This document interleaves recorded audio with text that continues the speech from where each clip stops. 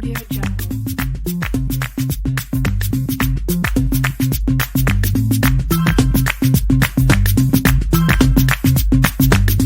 Audio Jungle.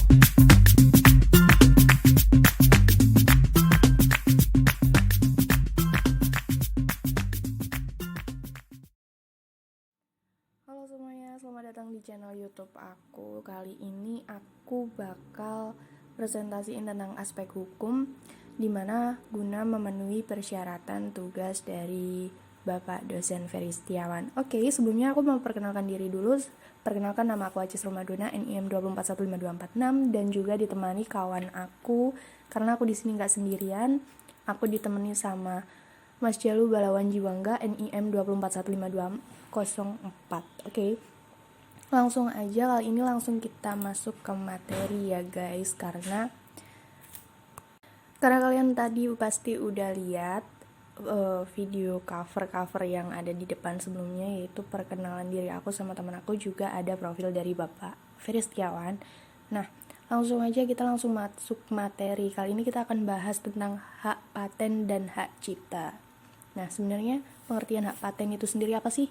Nah, hak paten adalah hak eksklusif investor atas invensi di bidang teknologi untuk selama waktu tertentu melaksanakan sendiri atau memberikan persetujuan kepada pihak lain untuk melaksanakan invensinya.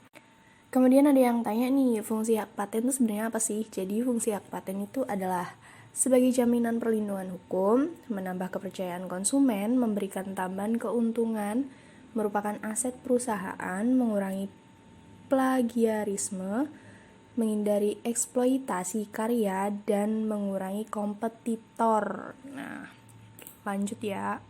Nah, di sini tadi ada tugas tuh, kita disuruh menyebutkan contoh hak paten. Jadi sebenarnya contoh hak paten itu apa aja? Nah, di sini aku sebenarnya dapat dari beberapa sumber. Kali ini aku akan kasih contoh yang mungkin udah cukup ternama di Indonesia. Nah, kali ini ada 5 contoh. Yang pertama adalah B.J. Habibie dengan Aeronautica. Nah, siapa sih yang gak kenal Bapak B.J. Habibie? Ya, dia orang yang menciptakan pesawat ya. Jadi, seorang mantan Presiden Republik Indonesia yang di luar negeri dikenal dengan julukan Mr. Crack karena berhasil mengemukakan sebuah formula untuk menghitung angka keretakan pesawat dengan baik, bahkan hingga atom-atomnya. Nah, ada juga contoh yang kedua, Cakar Ayam oleh Profesor Dr. Insinyur C. Dijatmo. Pada tahun 1961, salah satu profesor Indonesia menemukan sebuah ide berupa teknik rekayasa dalam membuat pondasi bangunan yang aman pada tanah dengan kontur lunak seperti rawa-rawa. Penemuan hebat yang saat ini sudah diakui dan mendapatkan paten dari 40 negara tersebut. Bermula ketika beliau ingin mendirikan sebuah menara listrik di daerah Ancol. Lanjut contoh yang ketiga, alat pemindai ACVT oleh Warsito. Yang ketiga ada Warsito nih. Salah satu warga Solo yang mendapatkan gelar doktornya di Jepang pada tahun 1997. Yang ditemukan oleh Warsito adalah sebuah alat pemindai tubuh yang diberi nama Electrical Capacitance Volumethermography atau disingkat sebagai ACVT. Nah, keren ya. Kemudian lanjut ke contoh hak paten dari Enia Listiani Dewi, salah satu wanita asal Magelang yang menyelesaikan pendidikannya di Universitas Jepang. Ini adalah membran sel bahan bakar yang bahan utamanya plastik.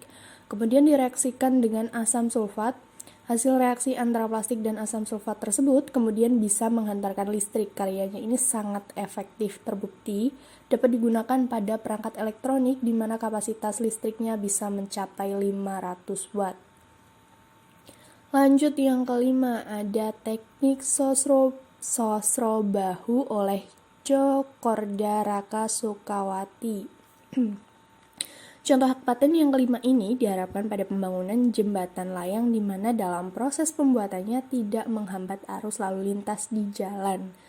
Yang menonjol dari hak paten ini adalah tentang angka tekanan 78 kg per cm, yang kemudian dijelaskan bahwa tersebut adalah angka seperti wangsit. Kemudian tekanan tersebut dilakukan analisa oleh lebih lanjut di laboratorium dan menghasilkan ketetapan 78,05 kg per cm. Nah guys, kira-kira udah ada yang paham belum ya sama materi yang kali ini? Kalau kalian belum paham, kalian bisa baca ulang di PPT ini.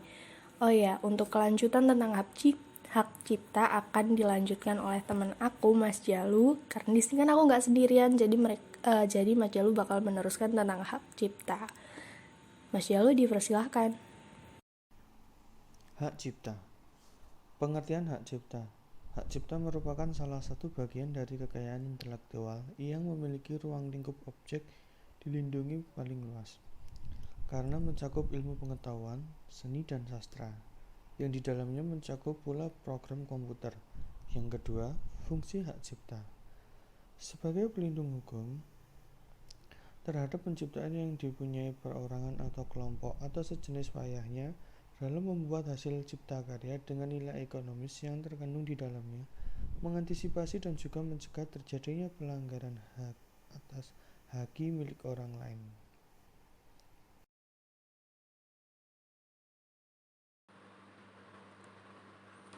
Tiga, contoh hak cipta atau haki. Merek. Jenis dan contoh hak kekayaan intelektual yang pertama adalah merek. Merek merupakan sebuah tanda yang umumnya ditampilkan secara grafis berupa nama, kata, huruf, angka, susunan warna, logo dalam bentuk 2 dimensi maupun 3 dimensi, suara, hologram atau kombinasi dari 2 maupun lebih unsur di atas. Paten. Paten merupakan hak eksklusif yang diberikan negara kepada para investor berkat investasinya di dalam bidang teknologi dalam jangka waktu tertentu. Paten ini dijalankan sendiri oleh penemu invensi tersebut ataupun diberikan kepada pihak lain untuk melaksanakannya, tentunya dengan persetujuan inventor. Hak cipta. Hak cipta ialah hak eksklusif bagi para pencipta maupun penerima hak untuk mengumumkan, memperbanyak ciptaannya maupun atau memberikan izin atas ciptaan tersebut dengan tanpa mengurangi pembatasan peraturan perundang-undangan yang berlaku. Contoh gambar hak paten. Merek kopi kapal api sudah ada di negara kita sejak tahun 1927.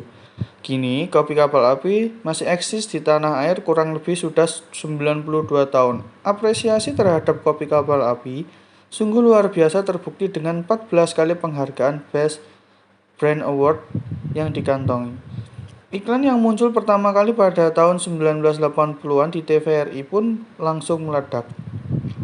Agar produknya tetap bertahan dan tidak tersaingi oleh produk kopi lainnya, kopi kapal api kini memiliki banyak varian rasa kopi seperti kopi Kalosi, Toraja, Mandaling, Gayo, Timur, dan kopi luwak. Kini, kopi kapal api berhasil menembus pasar internasional di Malaysia, Myanmar, dan juga China. Baik teman-teman, kali ini presentasi udah usai ya, semoga bisa membantu dan bila ada kesalahan dalam mengucap ataupun membaca, mohon untuk dimaafkan ya. Tolong tinggalkan komen dan juga like di bawah. Semoga bisa bertemu di lain waktu. Saya mewakili kelompok 3 mengucapkan terima kasih. Wassalamualaikum warahmatullahi wabarakatuh.